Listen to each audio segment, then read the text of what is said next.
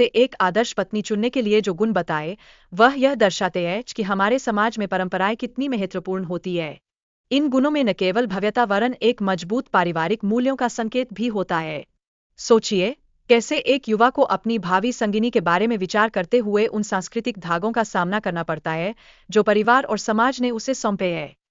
फिर अचानक एक तूफान आता है, और इसके बाद की घटनाएं हमें दिखाती है कि कैसे प्राकृतिक आपदाएं मानव संबंधों पर गहरा प्रभाव डाल सकती है। यह चित्रण हमें यह सोचने पर मजबूर करता है कि क्या ऐसे क्षण हमें एक दूसरे के करीब लाते हैं या हमें संघर्षों की ओर धकेलते हैं।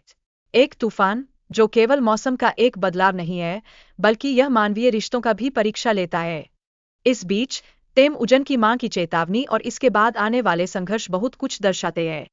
यह हमें बताता है कि कैसे परिवार के सदस्यों के बीच के बंधन और सत्ता की लड़ाई में अनजाने में पैदा होने वाले तनाव कभी कभी बेहद जटिल हो जाते हैं। यहाँ पर हमें समझना होगा कि परिवार का प्रत्येक सदस्य एक अलग भूमिका निभाता है, जो समग्र पारिवारिक छवि को प्रभावित करता है। तेमुजिन के साहसिक भागने के बाद उसकी पत्नी बोटे ने उसे ठुकराने के बावजूद उसका साथ दिया। यह प्रेम और विश्वास का एक अद्भुत उदाहरण है, जो हमें यह सिखाता है कि सच्चा प्यार कभी भी परिस्थितियों से प्रभावित नहीं होता। बोटे का यह निर्णय हमें यह विचार करने को मजबूर करता है कि क्या हो सकता है जब हम अपने प्रियजनों का साथ देने का निर्णय लेते हैं। लेकिन फिर जब बोटे को मकेट ट्राइब के सिपाहियों ने पकड़ लिया, तो उसने अपने पति की जान बचाने के लिए खुद को उनके हवाले कर दिया। यह बलिदान सिर्फ एक अद्भुत प्रेम कहानी नहीं है, बल्कि यह उस गहरी भावना को दर्शाता है जो एक रिश्ते में होती है।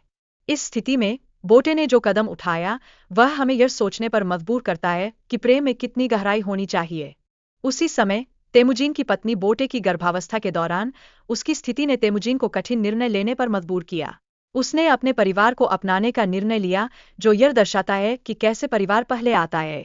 ऐसे क्षण में तेमुजिन ने अपने व्यक्तिगत संकल्प को परखने का मौका पाया और यह समझा कि उसके कर्तव्यों का दायरा कितना व्यापक है। युद्ध के बाद तेमुजिन ने अपने सिपाहियों और शहीद हुए फौजियों के परिवारों के लिए मुआवजे का ऐलान किया। यह निर्णय न केवल उसकी नेतृत्व क्षमता को दर्शाता है, बल्कि यह भी बताता है कि एक सच्चा नेता अपने लोगों के प्रति कितना जिम्मेदार होता है। हमें यह सोचने की आवश्यकता है कि क्या हम भी अपने दोस्तों और समुदाय के प्रति ऐसे ही विचारशील हो सकते हैं। लेकिन कहानी का एक और मोड़ तब आता है जब जामुखा के भाई की हत्या के बाद जामुखा ने प्रतिशोध की भावना से भरकर तेमुजिन के खिलाफ जंग का ऐलान किया। यह प्रतिशोध की भावना हमें बताती है कि कैसे मानव मन कभी कभी अंधेरे रास्तों पर चल सकता है। यह संघर्ष केवल एक बाहरी युद्ध नहीं, बल्कि एक आंतरिक द्वंद्व का भी प्रतीक है। इस संघर्ष के बीच तेमुजिन की पत्नी ने उसे अपनी एक निशानी दी और उसके सुरक्षित लौटने की प्रार्थना की। यह दृश्य उनके प्यार और समर्थन का एक जीवंत उदाहरण है। उस मातृत्व की गहराई को समझना महत्वपूर्ण है जो एक पत्नी अपने पति के लिए रखती है, खासकर जब वह संघर्ष के दौर से गुजर रहा हो। तेमुजिन के अपमान ने उसे और मजबूत बना दिया। उसने अपनी छोटी छोटी आंखों से भविष्य की योजनाओं को देखना शुरू किया। यह अनुसंधान करना दिलचस्प है कि कैसे एक व्यक्ति का अपमान भी उसे प्रेरणा दे सकता है। कभी कभी हमें अपनी कमजोरियों को स्वीकार करने और उससे निपटने के लिए बहुत मानसिक मजबूती की आवश्यकता होती है।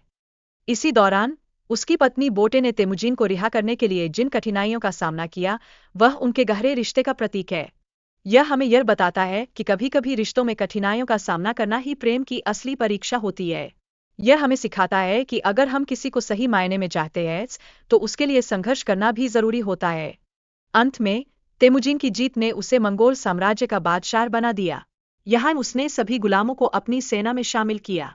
यह परिणति हमें यह सोचने पर मजबूर करती है कि कैसे जीत के पीछे की कहानी भी उतनी ही महत्वपूर्ण होती है जितनी की जीत स्वयं। एक सफल शासन के लिए हमें यह समझना होगा कि व्यक्तिगत संबंध और सहयोग कितना आवश्यक होता है।